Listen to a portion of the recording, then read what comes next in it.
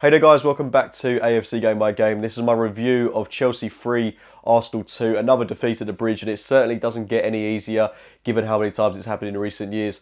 It was positive yesterday, let's be brutally honest, given that we're going through a transitional phase. We've gone away from home, scored 2 goals at the bridge, something we haven't done in a long time. It was good to see encouraging signs from Arsenal following that defeat to Manchester City last weekend. I still believe that we're firmly going in the right direction, and going into that game against West Ham last week, I'm still very excited, I'm still very optimistic, and now we've got these 2 really difficult games out of the way. We've got a run of about 8 fixtures where you really would be expecting us to pick up all 3 points. If we don't beat West Ham next week, given how poorly they've started the season as well, that's when we need to start asking questions. But given it's been Chelsea and Manchester City, Chelsea away from home in particular, where we notoriously do poorly, I don't think we've got any reason to panic just yet. Of course we want to see more, but it's 2 very, very difficult opening fixtures. We have to take that into consideration. We're a team that are very much in a transitional phase at the minute. And I think, given how well we played yesterday through phases, I don't think for 70, almost 80 minutes of the game we were particularly convincing.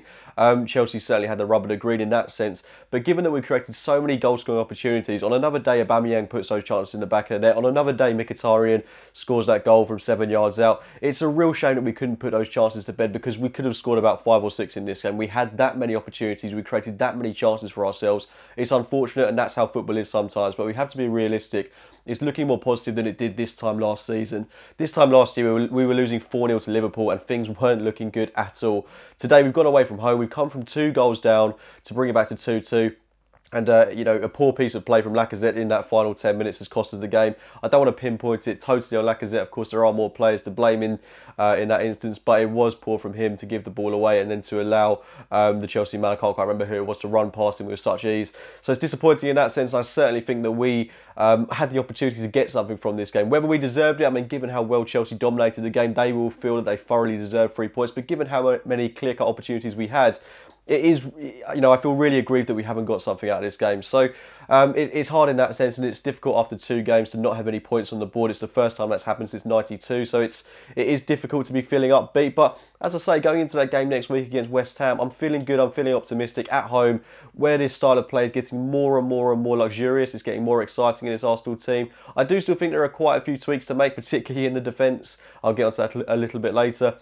But the midfield in particular is looking a bit more exciting, especially with Guendouzi in there. He's looking fantastic. Up front, I still think we've got issues. I don't think we can continue to play with Mkhitaryan on the flank. I just don't think he offers enough pace.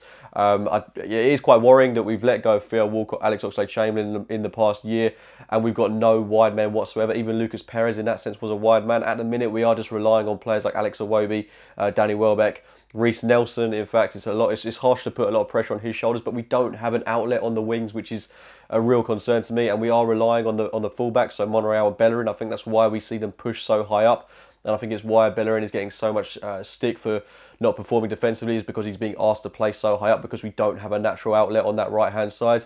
Mkhitaryan is great at what he does, but he isn't a right winger. And on the left-hand side, Alex Iwobi yesterday, who I was surprised to see come into the team for Aaron Ramsey. I thought he scored his goal and he had a fantastic game as well. So really positive from him, and hopefully he keeps his place in the team for the game against West Ham United and really kick-starts this season, because he's got a point to prove. He's just signed that new contract, and I really want to see him kick on in his career now, because he has all the utensils to do it. If this new system under Emery is going to suit him, then I think we've got a real player on our hands there. And as I say, I hope he keeps his place for West Ham, and we see him, Aubameyang, Lacazette start as maybe a front 3. That could be really exciting to watch. But there were players in that team yesterday who I don't think performed to the level that we need them to, Mesut Ozil and Granit Xhaka in particular. The midfield is a key area for us this season, and Ozil was particularly, I don't want to say particularly poor yesterday. He's a player that I've got a huge amount of admiration for, but he does need to improve. Granit Xhaka as well, I love what he brings to the game. I think it was evident to see in that second half that we lacked his distribution, but he is a player that, again, gives the ball away far too often. He can be quite a liability at times, but as I said numerous times before, what he does bring to the game is essential to the way we want to play at the moment. But my hope is that Guendouzi can potentially replicate what Xhaka does. He is 19 years old. It's going to be very hard for him to do it. But from what I've seen so far, that chance he created where he put Bellerin through and Bellerin put it on a plate for Aubameyang where he really should have scored. Guendouzi really knows how to distribute the ball, and he does it with such confidence, such elegance. He is far more mature than his years would suggest. So I'm really excited to see if he can potentially fill in that Xhaka role. Then we bring in Torreira alongside and play Aaron Ramsey potentially just ahead of them. And I think we've got a really good pressing midfield three there. And then ahead of them, as I say, Aubameyang, Lacazette and Iwobi. and it would involve dropping Mesut Ozil, who is going to be, I think, essential to our creative play this season. But if we are going to implement a pressing game, I just don't think he's the right man to be doing it. He does cover a lot of ground, but he's just not the strongest. He's not the best at pressing the ball. Whereas Lacazette, Aubameyang, Alex Iwobi, these are big, strong guys that should be able to close the ball down well. And then a very fluid, a very strong midfield three of Guendouzi, who's not afraid to get stuck in whatsoever. I think he does the pressing game brilliantly. Aaron Ramsey, who I was really surprised not to see starting the game yesterday. And then Torreira as well, who again, I'm really surprised not to see him start. The defence is obviously an issue. For me, if you look at how they performed, it was great to see Monreal come back into the team. He provided an excellent outlet on the left-hand side. Petr Cech between the sticks. Again, we know what he can't offer with his feet, but what he does do is make those brilliant saves. I thought he made some excellent reaction saves in the game yesterday. But again, I mean, it does, I am raising eyebrows about why we've brought in Leno for a big chunk of our transfer budget. If we're not going to play him, I think it's essential that he gets some minutes under his belt sooner rather than later, because a lot of people are starting to question that, especially if we are going to play this system where we play out with our feet. Is Leno that bad with his hands that we can't trust him between the sticks? That's my main concern at the minute. Right back Bellerin, defensively very poor, but going forwards, an excellent outlet. And as I said earlier, I do think he is putting a lot of strain on himself to get forward, because we don't have an option on the right-hand side particularly.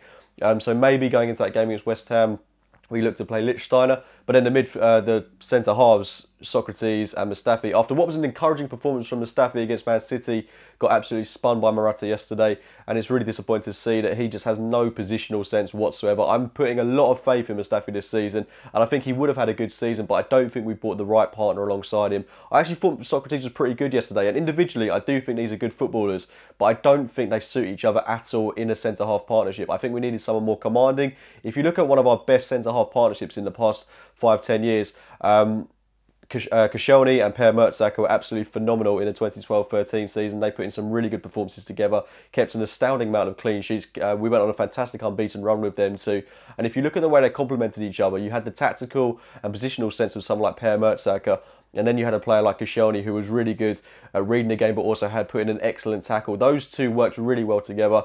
It's just a shame that I don't think Socrates and Mustafi complement each other in the same way. So I think that's something we need to address, but realistically, those are our two senior centre-halves this season, which fills me with so much worry. But, I mean, hopefully those two can bond a little bit better, and we'll see some more encouraging signs from them in the future.